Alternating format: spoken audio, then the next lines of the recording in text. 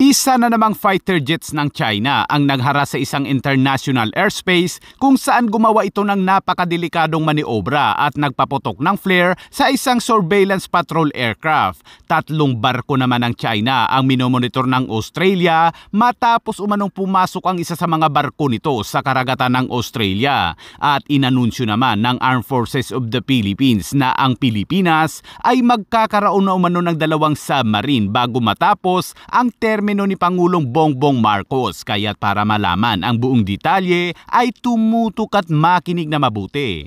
Takihin natin yung mga nambubuli dyan sa West Philippines eh.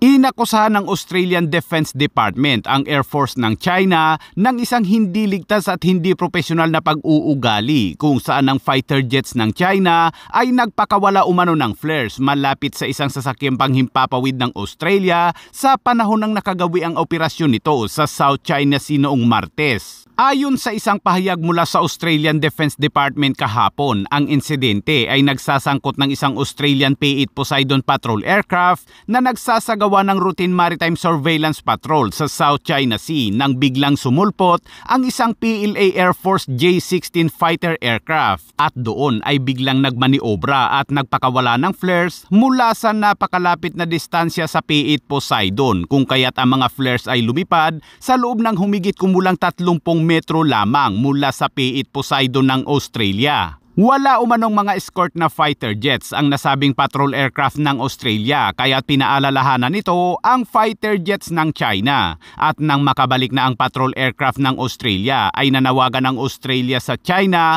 na patakbuhin umano nito ang kanilang militar sa isang ligtas at professional na paraan. Hindi ito ang unang beses na ginawa ng China na magpakawala ng flare sa mga aircraft dahil noong nakaraang taon lamang ay ginawa rin ito ng China PLA Air Force sa isang aircraft ng Canada at maging sa eroplano rin ng ating BFAR o Bureau of Fisheries and Aquatic Resources. Sa loob ng mga dekada, ang Australian Defence Force ay nagsasagawa talaga ng mga aktibidad sa pagsubaybay sa dagat sa rehiyon at ginagawa ito alinsunod sa international na batas na ginagamit ang karapatan at kalayaan ng pag-navigate at overflight sa mga international na tubig at airspace. Kasabay nito ay naglabas din ang Departamento ng Impormasyon tungkol sa 3 umanong barko ng People's Liberation Army Navy na kanilang sinusubaybayan sa karagatan sa Hilagang Silangan ng Australia. Ang mga barko umanong ito ng China ay ang isang Jiangkai class frigate, isang Renhai cruiser at isang Fuchi class replenishment ship. Sinabi ng Australia na patuloy umano nilang susubaybayan ang mga aktibidad ng China na may mga diskarte sa maritime at nagbabala ito na ang Australia ay may kombinasyon ng mga kakayahan mula sa himpapawid at karagatan. Napakalayo na ng China sa Australia mga kabayan pero kung magpatrolya ang mga barko nito ay abot sa iba't ibang mga bansa maging sa ating sulusi ay nakapasok at ngayon ay palapit na ng palapit ang mga ito sa baybayin ng Zambales, Pangasinan at maging sa Philippine Sea. Kaya naman mayroong senador ang naglabas ng galit kuno. Tangkahin ko kayo. Ha? Willing ako magpapakamatay dyan sa West Philippines eh, kung sabihin nila na pro China ako. Willing ako magkipagira dyan sa West Philippines eh. Ha? Sabihin nyo, pro-China? Hinahamon ko na nga sila. Kung gusto nila, bigyan ko sila ng baril at bala, takihin natin yung mga nambubuli dyan sa West Philippines eh.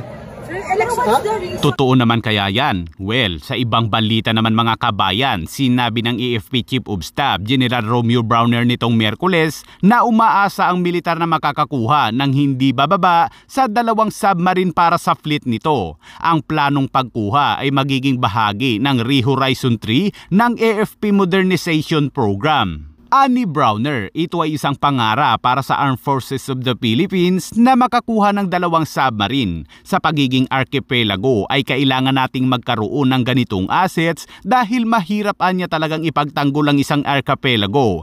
Palalakasin umano nito ang kakayahan ng Armed Forces of the Philippines sa pagtatanggol sa gitna ng patuloy na panghaharas ng China sa West Philippine Sea. Bagamat hindi nagbigay ng tiyak na timeline si Browner, ay umaasa siyang makukuha ang mga submarine bago matapos umano ang termino ni Pangulong Bongbong Marcos. Sinabi rin ni Browner na inaasahan din ng Armed Forces of the Philippines ang paghatid ng una sa 2 bagong corvette nito mula sa South Korea ngayong taon. Ang Department of National Defense ay bumili ng 2 bagong corvette mula sa South Korean firm na HD Hyundai Heavy Industry noong 2021 bilang bahagi ng AFP Modernization Program at inilunsad ni Defense Secretary Gilberto Teodoro ang bagong barko na magiging BRP Miguel Malvar.